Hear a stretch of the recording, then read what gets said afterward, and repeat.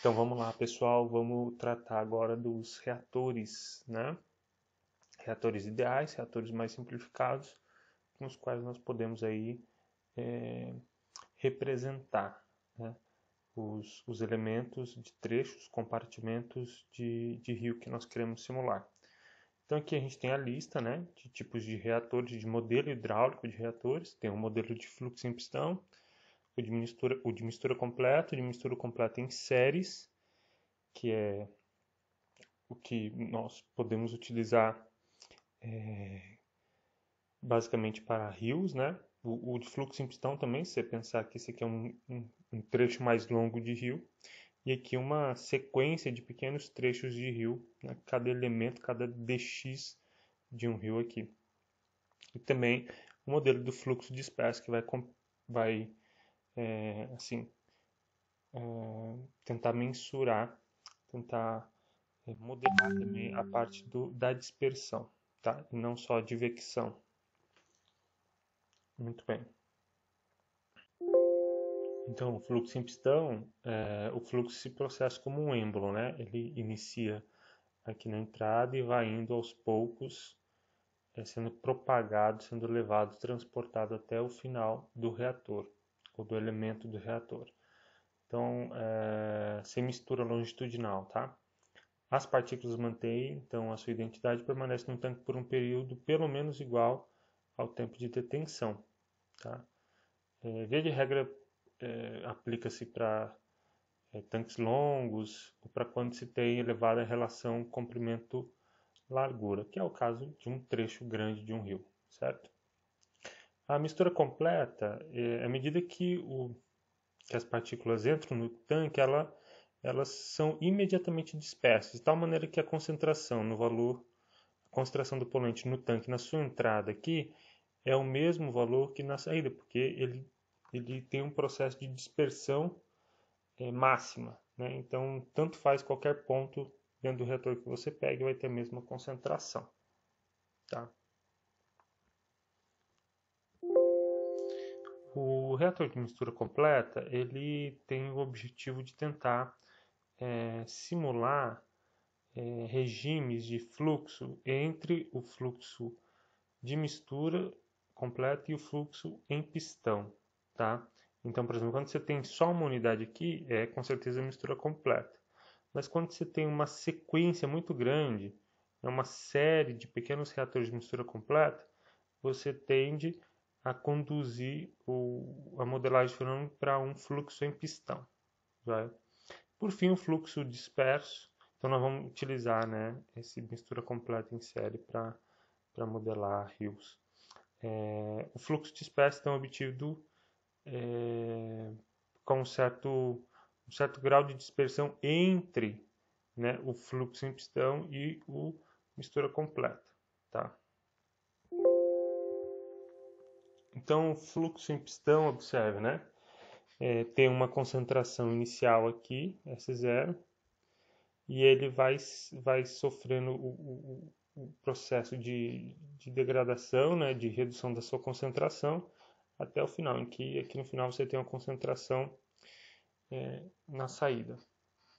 Então, a concentração do afluente ao longo do tempo não varia, então não tem uma variação da concentração aqui na entrada, tá? É constante. E também a concentração do afluente ao longo do tempo, ou seja, a concentração no final do reator que sai aqui é sempre a mesma, ela não varia, tá? O que varia é a concentração dentro do reator, certo? Então isso aqui é regime permanente, não tem variação, não tem transiente aqui, né? E aqui também não, tá? Então, ao longo do reator, você vai ter um decaimento da substância, né? E o fluxo em pistão, como nós vimos lá anteriormente na dedução de algumas equações, a concentração vai ser igual à concentração inicial vezes o E elevado a menos K vezes T.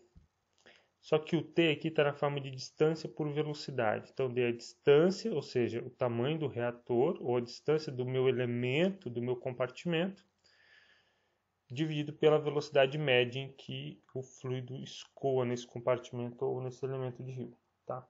Então, esse T aqui é o tempo que leva para a água sair do início do elemento do reator até o final dele. Ou seja, é o tempo de detenção hidráulica, né? Ok. E aqui nós temos um quadro mostrando as equações de forma resumida, né? Aqui tem a legenda das siglas, mas nós já vimos equações parecidas, né?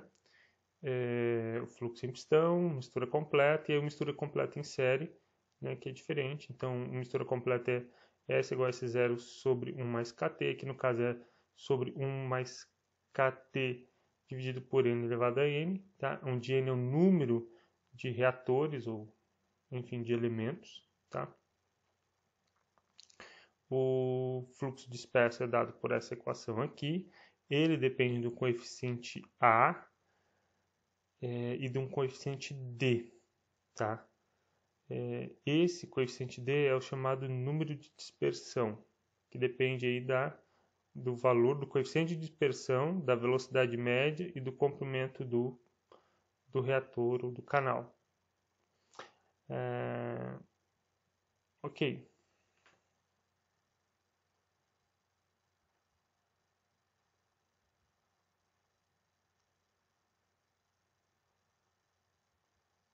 Joia. Então, vamos falar um pouco sobre fluxo disperso, né? Que a gente já conversou sobre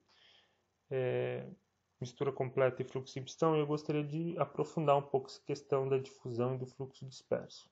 Beleza? Quando é que a gente deve usar ou não o fluxo disperso, né? Bom, então, uma forma da gente avaliar se o termo de difusão é importante, né? Ou se predomina mais a advecção do que a difusão nos nossos processos, é avaliar o número do estuário, que é dado por essa equação aqui, né? O nome dessa letra é eta, né? É uma letra grega, é igual ao coeficiente de reação, tá? da substância, vezes o coeficiente de difusão molecular dividido pela velocidade média ao quadrado. Então, se eu calculo esse produto, né, aqui, e ele for maior que 1, então quer dizer que predomina a difusão. Tá? Basicamente, N maior que 10. Agora, se ele for aproximadamente 1, a advecção e difusão são importantes. Então, compensa você trabalhar com os dois fenômenos na equação. E se N for muito menor que 1, tipo menor que 0,1, predomina o processo de advecção. Tá?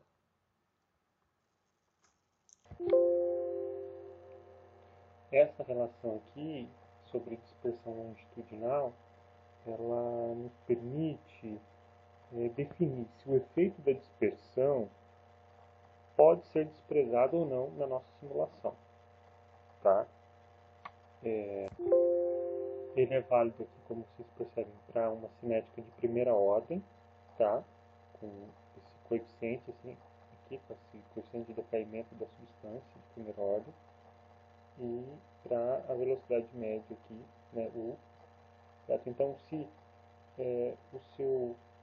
você fizer essa conta aqui, né, e o seu BL for menor que o valor que você tem aqui, o seu coeficiente de dispersão longitudinal, então acontece que o perfil de concentração não será afetado em mais de 10%, né, caso a dispersão seja ignorada. Então, vamos supor que se você ignorasse o efeito da dispersão, tá?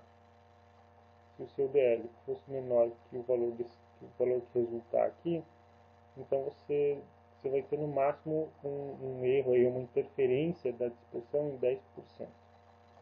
Tá? Se a gente mudar aqui essa equação, jogar para cá, né, o K vai ficar K vezes DL por U ao quadrado. Se você fizer essa conta, então, e ela der menor que 0,04, segue o mesmo raciocínio, né? Então, se eu passo o K para cá, vai ficar K vezes DL por U ao quadrado. Faço a conta. Se ele for menor que 0,04, então quer dizer que o perfil de concentração vai ser afetado por até no máximo 10% do valor que está lá, né, que você encontrou de concentração. Tá? Então é um indicativo de que você não precisa se preocupar, né, com a consideração da dispersão longitudinal. Então, aqui na tabela embaixo, você tem valores máximos da dispersão longitudinal para que a influência da desconsideração da dispersão longitudinal seja inferior a 10%. Tá? Então, ele dá para cada velocidade os valores máximos do coeficiente de dispersão longitudinal, tá? Para diferentes valores de coeficiente de decaimento de primeira ordem. Beleza?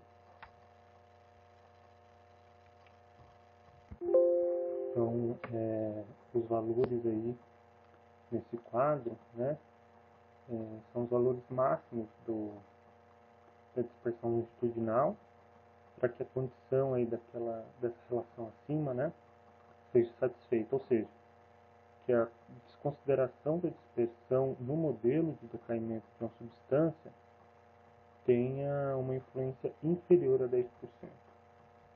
Tá? Uma outra forma de avaliar a importância da consideração da dispersão longitudinal é essa tabela aqui. Tá? Talvez pelo vídeo não esteja muito boa, mas depois vocês podem pegar no slide ou no próprio livro do Von Spelling. Né? Ela nos dá para as características do escoamento em função da largura, da profundidade do escoamento e da declividade do canal, o máximo valor do coeficiente de reação para que a influência da dispersão longitudinal seja inferior a 10%. Tá? Então, essa é uma outra forma de avaliar se é importante ou não considerar a dispersão na simulação. Beleza? Em função aí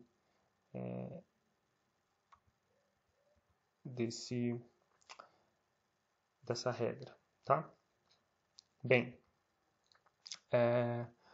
preciso mencionar também a ideia de número de dispersão, né?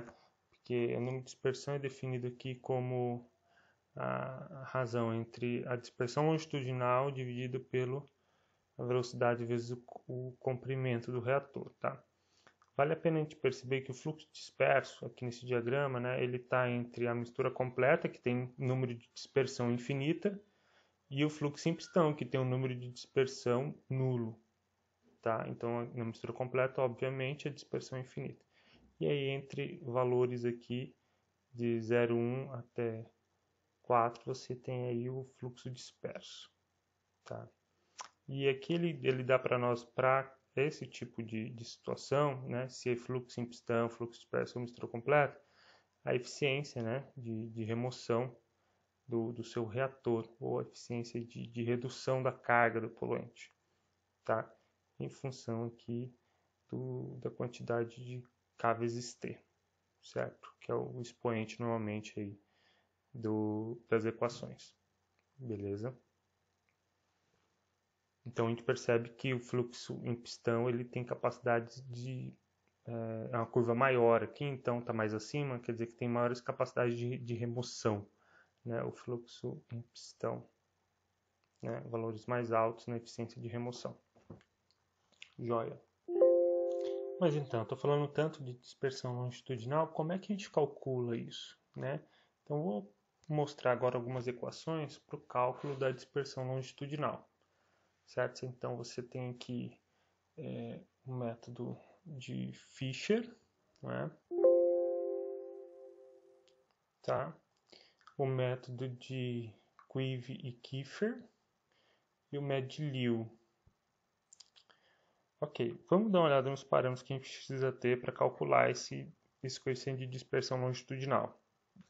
É importante para nós sabermos isso porque a gente precisa saber se tem que levar em conta ou não o termo de dispersão, né? Então, basicamente aqui esse cálculo da dispersão longitudinal envolve a largura, a velocidade, tá? A velocidade média nesse caso, a profundidade e esse V asterisco aqui, que é o que nós chamamos de velocidade de cisalhamento, tá? E nós calculamos com a raiz quadrada de G, a altura hidráulica aqui, do escoamento, vezes o S. Esse S aqui é a declividade, tá? Pode aparecer I, às vezes, mas a letra I em vez do S, tá bom? Esse YH aqui é a mesma coisa que o H, tá ok? Que é a altura de escoamento no canal, tá? Bom, o método de Quive-Kiefer depende aqui da vazão, da declividade do canal e da largura dele, tá? O método de Liu depende desse beta, que eu já vou explicar o que é, da vazão, do raio hidráulico e também da velocidade de cisalhamento, tá? Lembrando que a velocidade de cisalhamento a gente calcula com essa equação aqui. Bom, o que é esse beta então, né? O beta relaciona a velocidade de cisalhamento do canal com a velocidade média, né? A velocidade de percurso no canal, tá? Por meio dessa equação. Então, primeiro se calcula o beta, utilizando essas informações. Depois, então, calcula o valor do coeficiente de dispersão longitudinal. Beleza. Agora, a gente pode falar também de dispersão lateral. Em vez de dispersão longitudinal, de dispersão lateral, tá?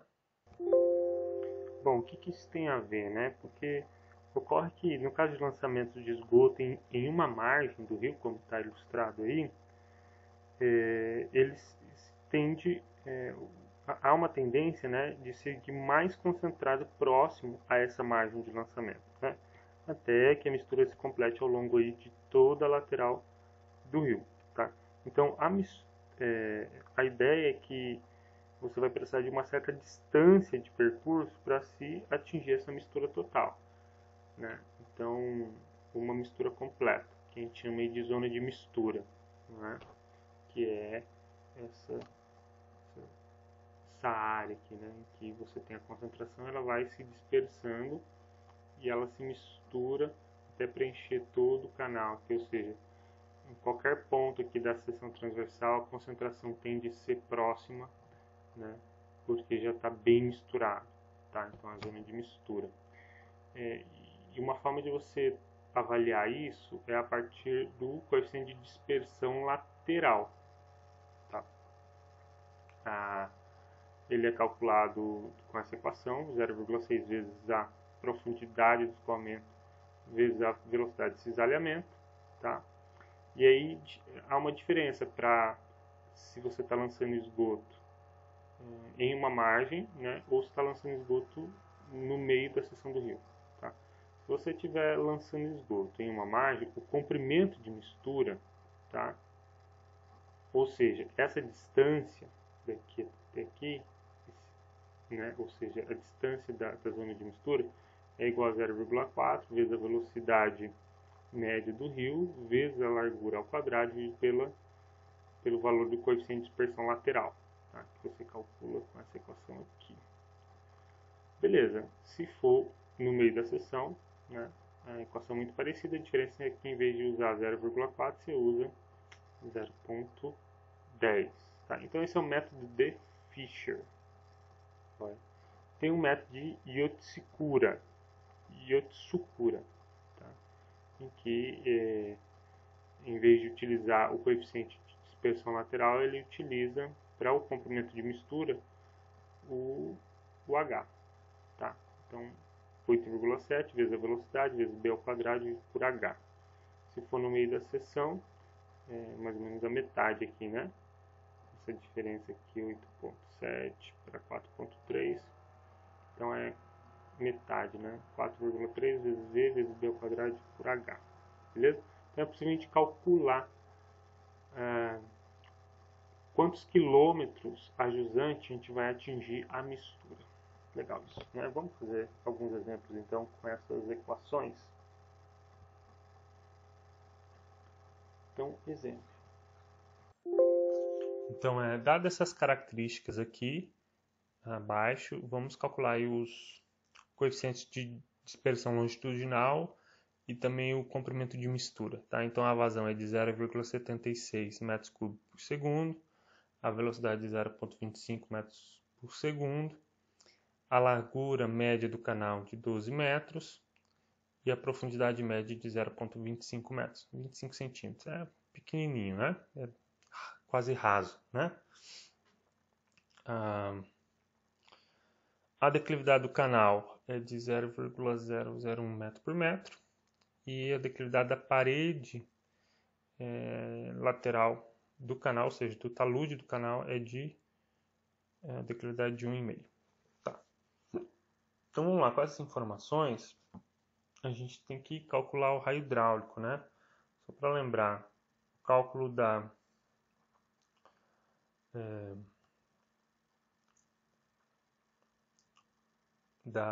dos coeficientes, né? Precisa de algumas informações e a gente pode ir primeiro calculando essas informações como raio hidráulico, tá? Então a gente sabe que raio hidráulico é a área molhada sobre perímetro molhado, supondo um canal trapezoidal, né? Então a área dada por esse valor aqui, B mais D vezes H vezes H, tá? Aí que é B mais 2H raiz quadrada de T ao quadrado mais 1. Então é só substituir B, que é a base é 12, esse D é a declividade do talude é 1,5, a profundidade é 0,25, fecha parênteses 0,25. Repete os valores aqui embaixo, né? O raio hidráulico vai ser de 0,24 metros, ou 24 centímetros. A gente precisa também calcular a velocidade de cisalhamento, que é raiz quadrada de GHI, ou que aqui está aparecendo I, né? Outra hora eu mostrei essa, mas enfim, a declividade. G, aceleração da gravidade de 9,81, a profundidade de escoamento é 0,25 e a declividade, o enunciado deu de 0,001. Isso dá uma velocidade de cisalhamento de 0,05 metros por segundo. Então a gente pode calcular o coeficiente de dispersão longitudinal pelo método Fisher, né? A equação é essa daqui. Então 0,011, velocidade ao quadrado é 0,25 metros por segundo ao quadrado, vezes largura 12 ao quadrado, dividido por 0,25 vezes a velocidade de cisalhamento que nós calculamos. Isso dá 7,92 metros quadrados por segundo. Se você quiser mudar aqui a unidades, pode transformar para metro quadrado por hora, né? Que talvez seja mais interessante. Tá. Agora, pelo outro método, né, de McQuivy e Kiefer, substituindo então aqui nessa equação os dados, a vazão é de 0,76, a declividade de 0,01 e a largura de 12. Isso vai resultar em 3,74 metros quadrados por segundo. Olha a diferença que deu, né? Pelo método de Fisher deu quase 8. E aqui pelo método de Kiefer deu 3,74. Então, quase o dobro aí de diferença, né? Então, o de Fisher deu quase o dobro do método de Kiefer. Ok. E tem ainda o método de Liu, né? Que depende aqui então também. Primeiro depende do beta, a equação é essa daqui. Primeiro a gente calcula o beta. O beta é 0,18 vezes a velocidade de cisalhamento dividido pela velocidade média elevado a 1,5. Substituindo os valores da 0,016, substitui o beta aqui embaixo, o raio hidráulico que nós calculamos lá em cima. Isso dá um valor aí de 2,72 metros quadrados por hora. Deu mais baixo de todos, né? Deu bem inferior aos demais, né? Ok. Agora com relação ao coeficiente de dispersão lateral, tá? Vamos utilizar primeiro o método de Fisher. Então, a gente sabe que a dispersão lateral é de 0,6 vezes o h vezes a velocidade de cisalhamento. Então, substituindo aqui os valores, vai dar uma dispersão lateral de 0,0075 metros quadrados por segundo. Se o lançamento de esgoto for em uma margem, a gente utiliza aquela equação de Fischer, substituindo os valores, nós vamos precisar de quase 2.000 metros, ou seja, quase 2 quilômetros, né, 1.920 metros, para que haja uma dispersão lateral, ou seja, para que haja uma mistura completa do efluente com a água do rio, tá? Com o esgoto lançado com a água do rio. Se for no meio da seção, substituindo os valores, né? Esse comprimento de mistura é bem menor, tá vendo? Né? Bem menor. Então, de 2.000 metros cai para 500 metros quase. Né? Um quarto do valor. Né? Então, claro, isso tem a ver também com o efeito da velocidade no canal, no meio da seção do canal. Né? E o método de Yotsukura, essa equação aqui, para lançamento em uma margem, ele vai precisar de 1.253 metros e se lançar no meio da seção vai precisar de 619 metros para misturar tudo, esgoto e água. Tá? Bem, a gente percebe que os valores obtidos pelos dois métodos são diferentes, tá? Mas ressalta aí o fato de que as distâncias para se atingir a mistura lateral completa podem ser bem elevados, tá? Então, você tem uma ideia da ordem de grandeza, né? Então, caso se faça o lançamento no meio da seção transversal do rio, esta distância será bastante reduzida. Tá? Então, a ideia aí, às vezes você não lançá-la, não colocar a tubulação bem no início ali do talude do rio, né? Mas talvez prolongar um pouco a tubulação, um pouco mais para dentro ali da seção transversal do rio, e para poder efetuar o lançamento, porque ele vai dispersar mais rápido. Tá? Então a gente fica por aqui com essa videoaula. Um abraço, gente.